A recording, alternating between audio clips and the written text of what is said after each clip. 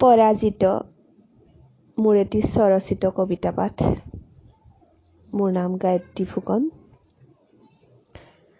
শেষ দিন, শেষ ৰাতি, শেষ পোহৰ, উৎকণ্ঠাত এটি এটি ক্ষণ, দিনবোৰৰ মৃত্যু হৈছে, ৰাতিবোৰ সাৰে আছে।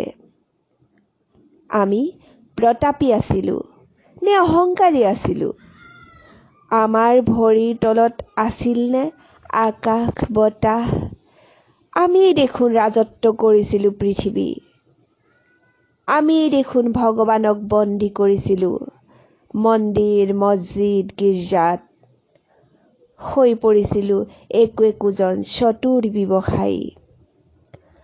আমাৰ বেংক বেলেঞ্চ, অট্টালিকা, অত্যাধুনিক নগৰ চহৰ, অন্য গ্ৰহ অধিগ্ৰহণ কৰিব বিচৰা স্বৈৰাচাৰিণী মানৱ আমি নহয় জানো?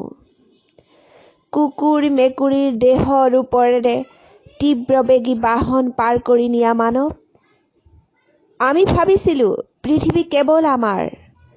আমি বুজা উচিত পৃথিৱী কেতিয়াও নাছিল কেৱল মানুহৰ বাবে। সাগৰ আকাশ নদী পাহাৰ পৰ্বত একাকাৰ কৰিছো বুলি ভ্ৰান্ত অহংকাৰে গৌৰৱান্বিত মানৱ।